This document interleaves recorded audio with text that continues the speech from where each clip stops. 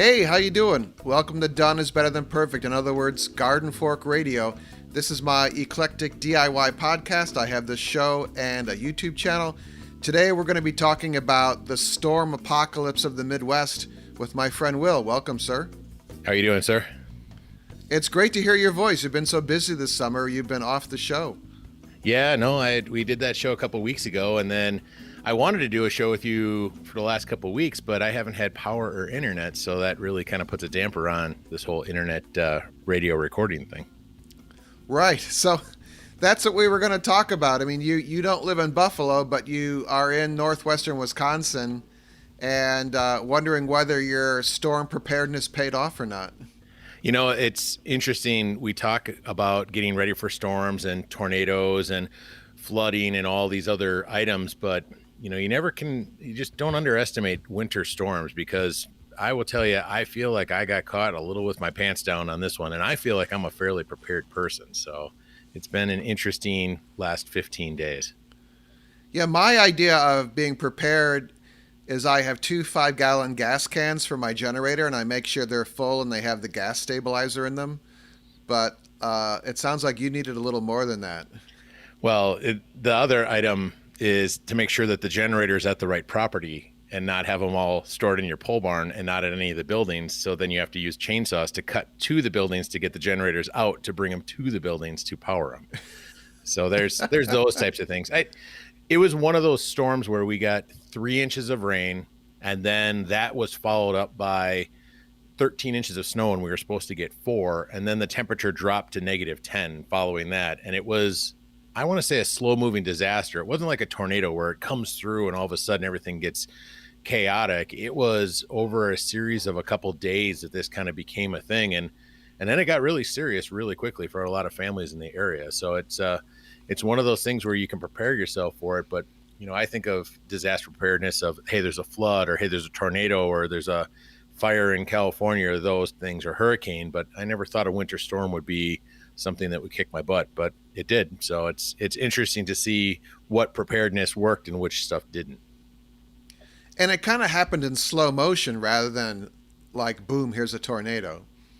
Yeah, exactly. And the other thing is like a tornado, maybe the damage is a half mile wide by 3 or 4 miles long. And it is devastating. Don't get me wrong. I'm not here to say it's not, but you can drive 10 minutes away from where the tornado was and everything looks and feels perfectly fine. That in Sawyer County, which is the county that I'm in northern Wisconsin, 75% of the people didn't have power because the snow didn't just drop 13 inches of snow in one spot. It blanketed the entire area from basically just south of Duluth, which is the northern part of Wisconsin, all the way down to Eau Claire and Wausau, which is about halfway.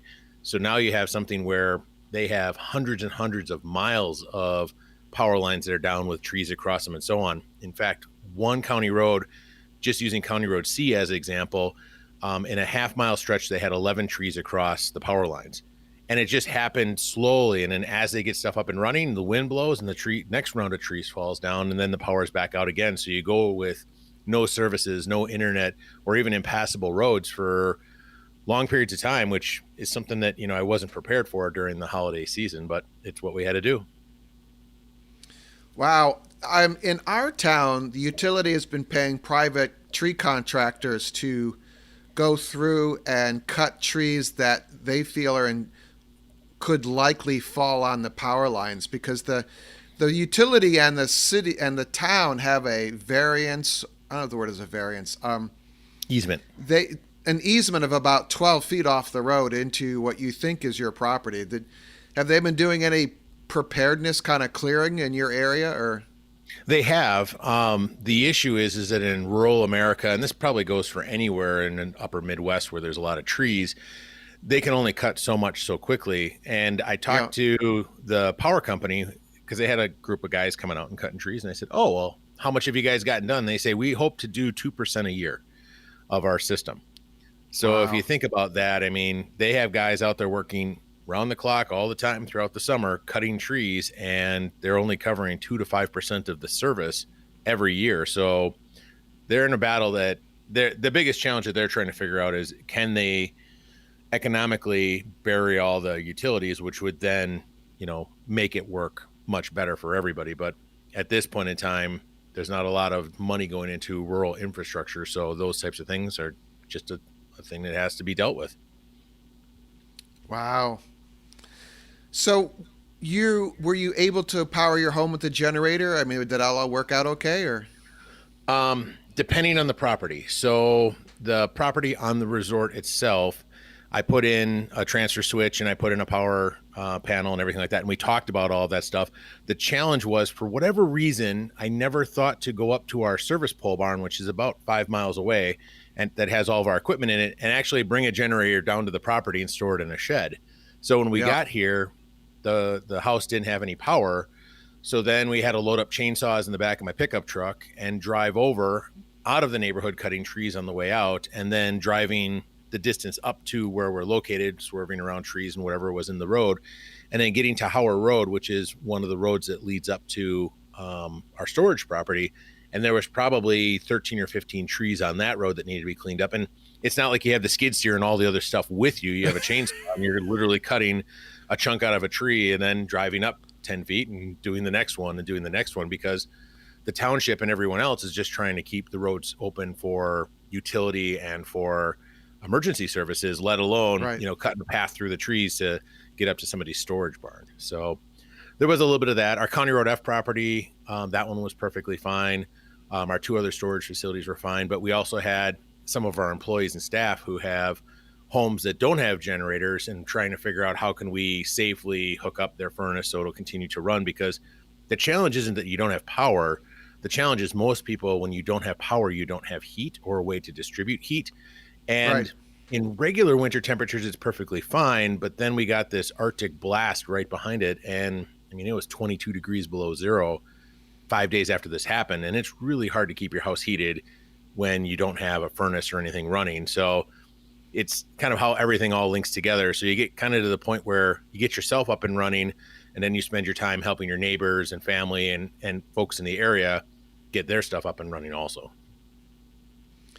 I don't know if this is to code or kosher with your insurance company, but I have seen on YouTube two different videos about there's a main, what looks like a light switch on your furnace usually, and you can put in a switch with an outlet there and then do some wiring behind the scenes, and then you can either power your furnace from your service panel or power your furnace from an electrical cord going into your generator. And I don't know if that's code or say, I think it's safe because it's just 110 volt. But I have seen that recently, and I'm like, oh, that would be an interesting way to deal with that. Actually, that's somewhat how we handled it. Is they're called appliance whips. I don't know if you've heard that term or not, but it's Yes. basically a 3-prong cord on one end and 3 wires coming out the other end. And we basically just unwired the switch that was there and pulled the wire out, and then wired in the appliance whip, and then just plug the generator into that, and boom, your furnace is up and running. And then you don't have to have something there all the time. Really, it's in case of emergency scenario. But by wiring it that way and breaking the circuit, that if the power did come back on, you wouldn't get a surge to the system or anything like that. It's basically isolating the furnace and just making the fan work, so that then if you had a fireplace in the house, at least it would circulate the heat through the house. So that was really a big piece of it. So that's kind of what we've been focusing on for some of the folks. Wow, interesting. I So we had the power out here for a while. We had like 5 inches of snow and ice, but it was nothing compared to that. You know, we have the generator. I did recently do a generator video about whether you should get gas or propane. I'm solidly sold on the idea of a gas propane hybrid generator. What do you think? absolutely. I mean, in this scenario, getting to the gas station was a challenge. If I had a 20-pound propane tank for, let's say, my grill that was sitting in the shed, I could have hooked up and ran for a period of time on that to kind of buy me some time. That, and the other thing I like about that propane sitting on the side is it can sit there for 10 years and it's not going to go bad, versus gas where you have to put stable in it and use it and make sure you kind of turn it over so you don't have it sitting for long periods of time. So in a pinch, I think having the ability to choose multiple fuels is actually the best way to go.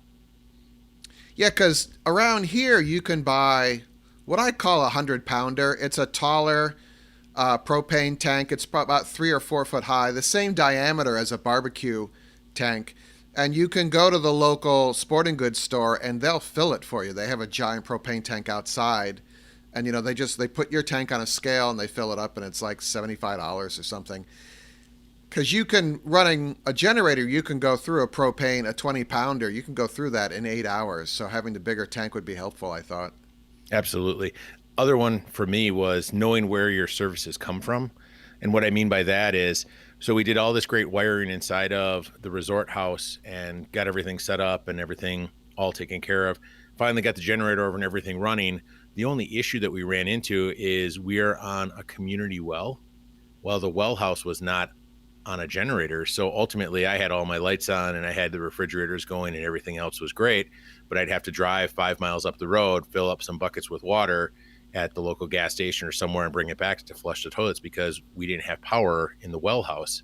So that's something that we're going to look at for the community and potentially upgrade at the resort, is having a generator hookup in the well house, because that's on a separate circuit from the circuit that's in the house, which I hadn't even thought of until actually when the power went out here and went, oh, wait a minute, there's no pump in the basement running the well. So that's one of the things that we are going to look at for next year. I also just keep the headband work lights with batteries separate. And I also, when I'm done with my headband work light, I take the batteries out of it, because I'm finding that my AA batteries start to, even the expensive quality ones, they start to deteriorate if they're all connected inside the flashlight. It's amazing, but if you leave the batteries in there, they seem to go dead really quickly, or they leak. If I put them all of ours in a plastic bag, and then if there's an emergency, I dig out the plastic bag, and even if they're used ones in the plastic bag, they seem to be in better condition than leaving them statically inside of the light or whatever. I don't know if there's a small trickle off of them or whatever that causes them to potentially have issues. I think there's a small bleed, because it's at least for the LED ones, that's what I've seemed to experience. But I mean, who knows? It might just be that it's in a sealed container. I don't know. But I just take them out and I rubber band the batteries to my headlamp, and then I'm good to go. So that was worth listening to the show right there. That headlamp idea that you have is phenomenal, because I wouldn't have been able to make it through this last probably 10 days without having headlamps, just because it's really easy to figure out what you have going and where people are and everything like that, because you just see all these little lights kind of walking around all over the place. So I gave them to everybody in our family, and it's really easy to keep track of the kids, because they think it's the coolest thing ever, but at the same time it's very, very helpful. Well, cool. So if anyone has some more suggestions or stories, it'd be interesting to hear from you. It's radio@gardenfork.tv. Yeah, next on my bucket list is the dual fuel generator. But we were also going to talk about insulating your home, because I just insulated our house, which was built in 1950. It has barely any insulation. And Will, have you insulated a house? Absolutely. We've that's one of the biggest things, is the blown-in insulation in the attic is the cheapest and easiest way to upgrade your home. I found it interesting listening to the podcast, to you talking about the guys removing the siding from your house and then blowing the stuff in and then putting it back together again. And everybody's standard of putting things back together the way it was before they got there is really different, varies by contractors. So it's interesting to hear your commentary about that. What I thought, I got 2 different insulation estimates, and both estimators, I was like, so do you crawl around the attic and fill in all the holes from, electrical cord, electrical BX or Romex coming up from the walls, because that's a source of leakage. And they're like, oh no, we don't do that. But I mean, they're all about, I think, speed. So I picked one of them to use, but I went through before they came in, and I filled in all with fire rated, it's called fire block spray foam. Anything, sometimes you could see daylight through the attic floor. And so I just sealed all that up, and then they blew in what looked like almost 2 feet of insulation. So that was kind of nice. Have you noticed any difference in sound inside the house? Like it's quieter from outside? Because I mean, that's kind of an added benefit to the systems out there. Is like we did that on one of our properties on County Road F, and we put in the sound deadening insulation. So we got the R value benefit, but the other thing is we're kind of close to a county road. Inside the house, you can't hear the road anymore, and it's kind of a nice added benefit to insulating your house. Yeah, it's quiet up here anyway, which drives me crazy because my ears ring. I have tinnitus, I think it's called. But now it's even quieter, and so my ears ring even louder. Well, as a benefit for folks in the city, I mean, I know that everybody doesn't necessarily live in the country, but if you're concerned about road noise or the sounds outside your home and things like that, adding insulation to your home, both in the walls and in the attic, actually will help dampen that sound out on top of, being light on the pocketbook with regards to your energy bills and just overall energy usage. Yeah, it definitely makes a difference. I've just sealing any kind of anywhere where air can get through, sound can get through as well. Sound will also transmit through solids. I'm sure there's someone who's an acoustic expert that's yelling back at the podcast right now. So. Well, that's what brings up that topic. I don't know if you remember, we talked about this back at the beginning of the year, but one of the things we did when we redid the duplex that we have with the guest house, in the attic or in the roof, the ceiling, we put a layer of insulation and then an air gap and then another layer of insulation. And that air gap basically helped kill most of the sound between the two floors. Yes. I have a couple of friends in the recording industry, music recording industry, and the studios are built either on a sand. They put sand on the concrete floor and then they build the studio on top of that, or the studio is hung within another room. There's an air gap to get into the studio. So do you want to hear a quick story about something like that? Got a really Sure. quick one. It's your panic room? No. So there was a company called Shure, Shure. They make headphones and speakers. They've been in business since World War II. And I had relation with them because we were helping bring their products to the United States when they were bringing out consumer lines. And we got a chance to go to Shure's headquarters, and they have a room, and it actually almost makes you nauseous when you go in it. But there's a room that they test their microphones and different new energy or new equipment in. And you walk into this room and it's got I don't want to say it's like a mesh floor, but it looks like chicken wire that you're walking on.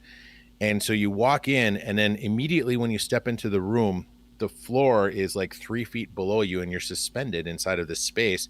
And there's all these little cones and stuff all around the space. And when they close the door, it's this weird feeling of basically complete isolation, and it kills all of the sound inside of the space. So you could be talking to somebody and then turn and talk away from them into the wall, and they can't hear you. And they're literally a foot or two away from you. And it's basically the way the sound acoustics in that space are set up, that the walls absorb 100% of the sound so they can properly test all the features they need on the microphones. But I got a chance to go into this room, and you're literally standing there. And once they closed the door, it felt really eerie because you didn't have your normal senses that you would have because you're completely deprived of all of the reflection you get with regards to sound. It was the neatest thing that we got to go see when we went with them. Oh, wow. I don't want to go in that room. It's just interesting to see that technology. You're talking about having stuff suspended from the floor, but that was their big thing, is there was about 3 feet from the actual floor where you're standing to the actual underside of the room. And because of that, it killed all of the ground noise and everything else. Couldn't hear anything anywhere. So going back to the insulation, I just filled out the form for a rebate that almost covered the complete install of the insulation. So check around. We actually heard about it through word of mouth, but if you go to your energy provider's website or check with your state or city website, there may well be some energy rebates out there. I didn't even know about this, and it's long story short, the electric company would rather you not use more electricity. They're still going to raise your rates, but they want to keep you from using more electricity, I think, so they don't have to build more power plants. So yep. They are, and it might be required from the state. I could have this all completely wrong, but at least check with your electric company, with your gas company, see if there's any kind of rebates for insulating your home. And this one, which is in Connecticut, there were even rebates for work that you did yourself. So you would have to provide documentation and receipts and things if you wanted to like spray foam the sill plate, the mud sill of your home, stuff like that. So it was very interesting. I mean, with this, it was a very detailed rebate. It was like a 3-page form I had to fill out. And they kicked it back to me because I signed it, but I didn't put the date next to my signature. Huh. So little things like that they'll get you on. But you still got to turn it in, right? Right, but you have to follow it to the letter because I don't know if it's a legal thing or but I'm like, come on, there's a date on every piece of paper and I just signed it, but it might be a way for them to reduce the number of rebates they have to give. That's the Eric thinking evil conspiracy, of course, but pay attention to, and the installation salesman from the company warned me. He said you have to fill it out very carefully or they kick it back. So I found it interesting when we did the 2 years ago, we did the updates of the Mr. Cools and the windows and stuff in the cabins at the resort. And as a company, so these aren't just for you as a homeowner. They're actually, if you have a business, you can take advantage of certain programs very similar to that. And by us having commercial properties, we did the windows. We were eligible for a different set of rebates on top of what was available for the consumer side. So you might want to look into that for your business because we needed to upgrade the property anyways. We did all these different changes and everything like that. And then come to find out at the end of the year, we got a really nice tax savings with regards to the expense, to the point where, just like your scenario, I think we actually covered ourselves almost completely with the upgrade. And then we got the benefit of all the equity that we just put into our property. So it's kind of something to look at on the commercial side too, if you have a property. yeah, and a little bit of work on this thing called the internet, that series of tubes. Just look it up on the Google. Hey, real quick, one easy way to support Garden Fork is if you're going to shop online and use Amazon, please use the link to our storefront. The link is in the show notes here. If you click on that, it'll open it up in your web browser. If you're on a laptop or desktop, it will open it up into your app, ideally if you're using the Amazon mobile app. Please shop locally. I go to my local hardware store first. If I can't find it there, then I go to the orange or blue store. If I can't find it there, then I order it online. So if you are shopping online, use our Amazon link, amazon.com/shop/gardenfork. The link is also in the show notes. Thank you. In a practical sense, I'm going to do this from now on. I rarely have contractors work on my house, but if it ever happens again, I'm going to say to them, is your crew okay with dogs? Because the salesman was a great guy, a lot of information, and then the crew shows up and very nice, the two guys, but they said, we don't like dogs. And I understood that immediately. I'm like, okay, not a problem. And then all of a sudden I have to put the Labrador somewhere because they're all over that. They're working on the whole house. They're inside, they're outside, it's loud, So I called one of my friends here. I said, can you take the girls? Oh yeah, no problem. Because he loves them. They have fun. I would have never have thought of that before. I think some of it might be they're not necessarily, they don't like dogs, but they don't want the responsibility of, hey, I'm working on a ladder, I drop something and it hits one of your dogs, or I'm currently doing something and it comes up and wants to be pet and I'm, getting distracted from what I'm doing because I want to be, enjoy your pets and things like that. So I sometimes wonder if some of it's that. It's not that they don't like dogs, it's they don't like the responsibility of your dogs at the same time they're doing something like this, I totally agree with that. I didn't really think of it that way, but yeah, that makes sense. I mean, it's kind of like the kids too. I mean, I do the same thing with my kids. If somebody comes in and does work, I make sure that my kids aren't around, especially when we're using equipment like a skid steer or, an excavator or something like that. That guy's already looking for power lines and everything else. To have the responsibility of worried about if your kids are running around the project, that's pretty hefty, when you're using that kind of equipment. The other thing I do is the morning that they're going to come, I get up early and I go down to the donut shop and I buy a dozen donuts and I have them there waiting for them. You know, that works really well too. If you do that to the county office, if you ever have to go there for a reason for permits or anything like that, I just happen to drop them Yes. off. Not saying bribing or anything like that, but it's just a nice thing to have at the front office. The ladies there, they really like that, and for some reason, your paperwork always gets put through. I think it immediately sends a message that you're welcoming, you know, and they only ate some of the donuts. They're like, well, we'll just keep these here and we'll have them tomorrow. And I'm like, oh, okay. I was going to get them fresh donuts. The only danger is if there's donuts in the house, it's very dangerous for me. So Yes, yes. Have you gained the holiday 15 pounds yet with all the food and everything you've been eating? no, I've been quite good with that. We're gonna do a weight loss update in a upcoming show, but I've been behaving myself. So I have the other not. I thing, will just tell you that. I have not. oh, the other thing I have on hand are various flavors of Gatorade because they're doing very physical work, and they may not just want a glass of water. I mean, some sort of energy drinks go a long way. And I just tell them, look, these are all, they were just on the porch or in the kitchen and just help yourself. And some of the guys are a little reluctant. So if they're on a ladder, I walk over and go, hey, do you need a Gatorade? They're like, oh, yeah. And so I'll, throw it up the ladder up for them and stuff. So Nice. that just, if you care about them, they will care about the job they're doing at your house, you know? I will tell you, if they're on time and materials, throw a couple Red Bulls in there and they'll get it done a lot faster too. Just saying. Wow, this is going really well. Yeah. For the electricians, Monster Energy drink, whatever. So I probably just hit a nerve with some of the contractors that are out there.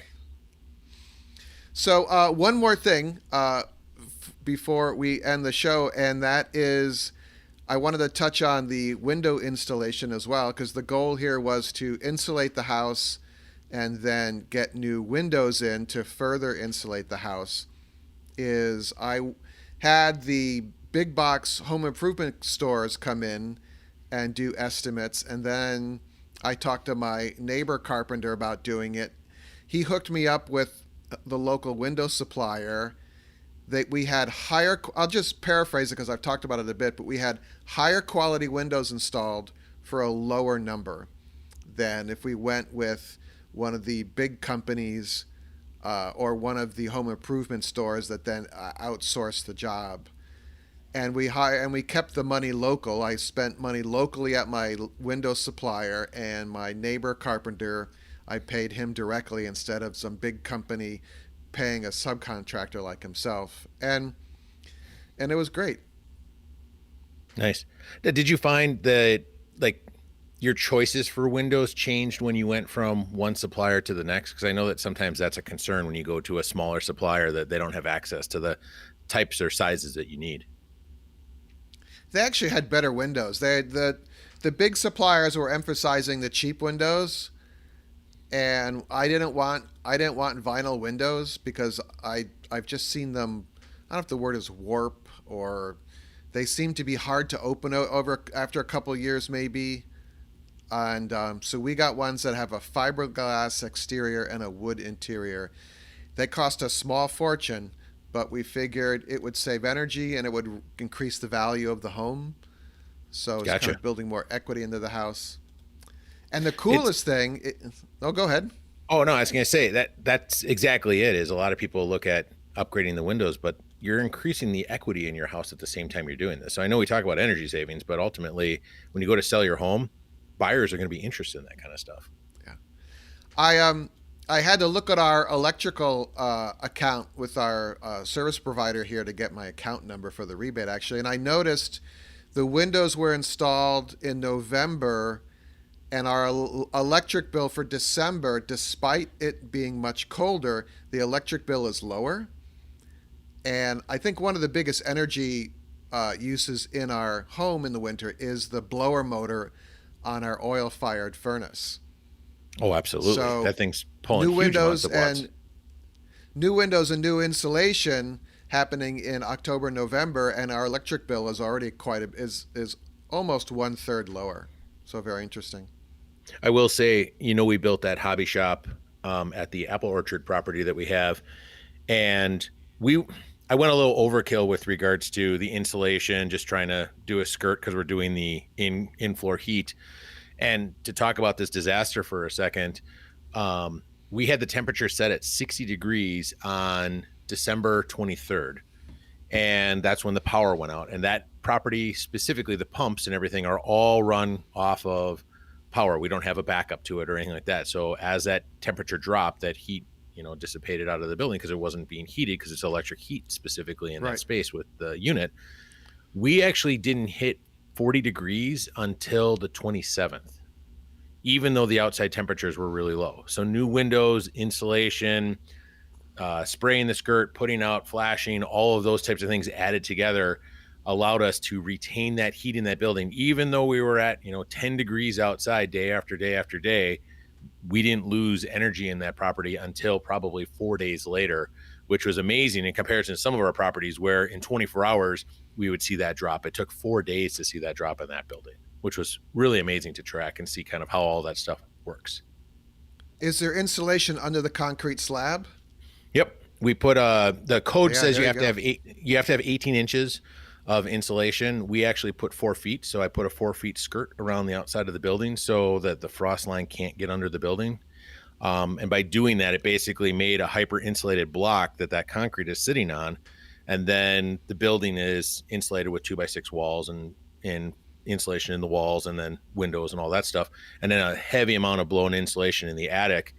And because of all those little steps and all the little things we did along the way, the R value of that building is just, it's blowing my expectations away with regards to it.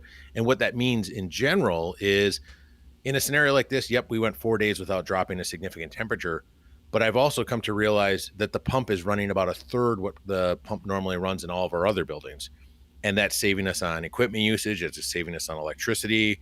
It's all these other savings that just kind of all calculate together. So sometimes when you're building something, going a little bit further on the insulation and that kind of stuff where the walls are still open goes miles down the road that you don't even realize. The pumps that run radiant floor heating, I call them taco pumps. Yep. They're over $100 a piece.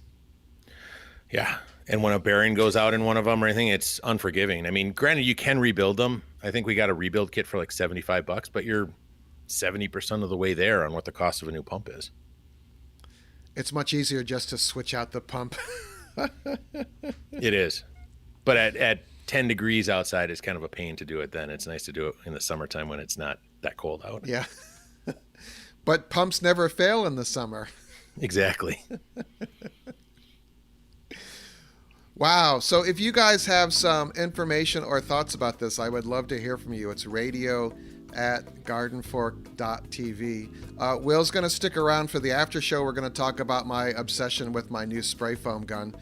But again, we're here just about every other week, every week. I don't know. We put up the show when we can, but I would love to hear from you. It's radio@gardenfork.tv. Will, thank you very much.